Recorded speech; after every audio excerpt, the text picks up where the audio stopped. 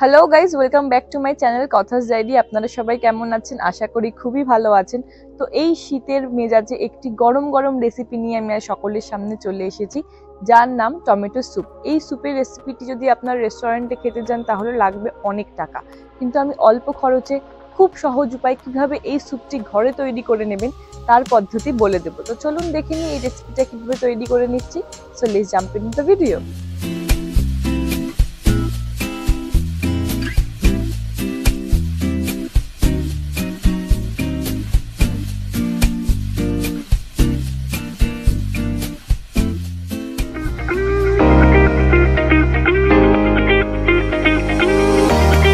তো চলুন দেখে নিই এই রেসিপিটি তৈরি করতে কি কি ইনগ্রেডিয়েন্টস লাগছে।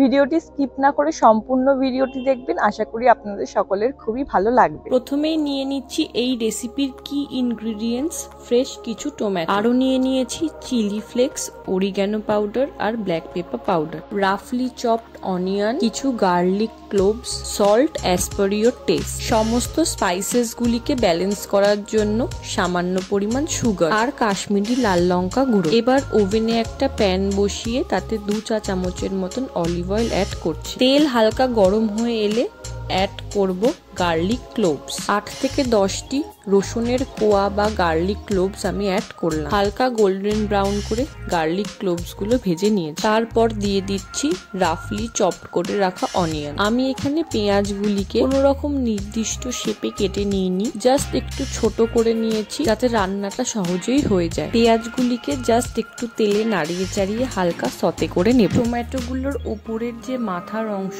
সেটা কেটে বাদ দিয়ে দিয়েছি এবং পেছনের অংশে ছুরির সাহায্যে একটু কেটে দিয়েছি যাতে সহজেই টমেটোগুলি সেদ্ধ হয়ে যায়। আমি এখানে 5টি টমেটো ব্যবহার করছি, যা 3 বাটি স্যুপের জন্য যথেষ্ট। হালকা একটু নাড়িয়ে চাড়িয়ে নেব যাতে অলিভ অয়েলটি টমেটোগুলির গায়ে খুব ভালোভাবে লেগে যায়। একটা ছোট্ট টিপস আপনাদের সকলের সাথে শেয়ার করি, অলিভ অয়েল কখনোই হাই ফ্লেমে রান্না করা উচিত না। অলিভ অয়েলকে হাই ফ্লেমে দিলে এর যে খাদ্য গুণ বা যে উপকারিতা সেটা অনেক কমে যায়। স্প্যাচুলার সাহায্যে হালকা করে চাপ দিলে টমেটোগুলি ভেঙে যাচ্ছে, তার মানে টমেটোগুলি 25% মতন কুক হয়ে গেছে। বাকি অংশ কুক করার জন্য চাপা দিয়ে 15 থেকে 20 মিনিটের জন্য রেখে দেব। প্রায় 15 থেকে 20 মিনিট হয়ে গেছে। এবার আমি ঢাকনা সরিয়ে দিচ্ছি। দেখতেই পাচ্ছেন টমেটো থেকে প্রচুর জল বেরিয়েছে। এবার গ্যাসের ফ্লেম মিডিয়াম করে জলটা সামান্য টানিয়ে নেব। এবার দিয়ে দিচ্ছি স্বাদ মতো নুন, তারপর দিচ্ছি 1 চা চামচ ব্ল্যাক পেপার পাউডার। হালকা আবার নাড়িয়ে চাড়িয়ে নেব। এবার গ্যাসের ফ্লেম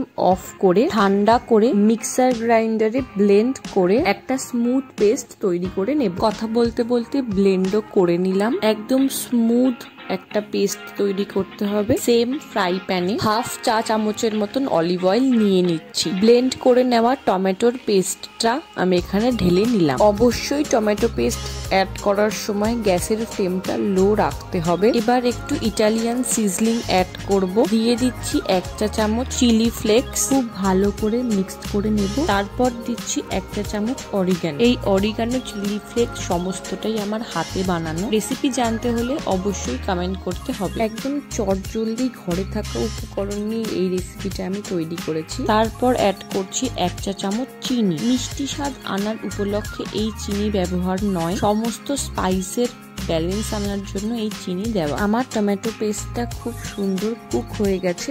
এবার এতে জল অ্যাড করব। আপনারা চাইলে চিকেন স্টক অ্যাড করতে পারেন অথবা ফ্রেশ ক্রিম বা মার্কেটে যেসব ফ্যান্সি আইটেম পাওয়া যায় সেসবও অ্যাড করতেই পারেন, কিন্তু বিশ্বাস করুন সেসব ফ্যান্সি আইটেম ছাড়াও নর্মাল জল দিয়েও এর স্বাদ অনবদ্য হয়। নর্মাল টু লো ফ্লেমে স্যুপটাকে ফুটিয়ে নেব। 1 থেকে 2 মিনিট খুব ভালো করে ফুটিয়ে নিয়েছি। যদি আপনারা পাতলা স্যুপ খেতে পছন্দ করেন তাহলে জলের কোয়ান্টিটি বেশি অ্যাড করতে হবে। স্যুপ আমার এখানে রেডি হয়ে গেছে। এবার গ্যাসের ফ্লেম অফ করে প্লেটিং করে নেব। ব্রেড টোস্ট অথবা স্টার্টার হিসাবেও এই রেসিপিটি এনজয় করতে পারেন। স্যুপের টেস্ট ইনহ্যান্স করার জন্য ইটালিয়ান সিজলিং অ্যাড করলাম। তো দেখতেই পারলেন আজকে আমার স্পেশাল টমেটো স্যুপের রেসিপি। এই রেসিপিটি আমি রেস্টুরেন্ট স্টাইল কিন্তু ঘরোয়া পদ্ধতিতে তৈরি করেছি।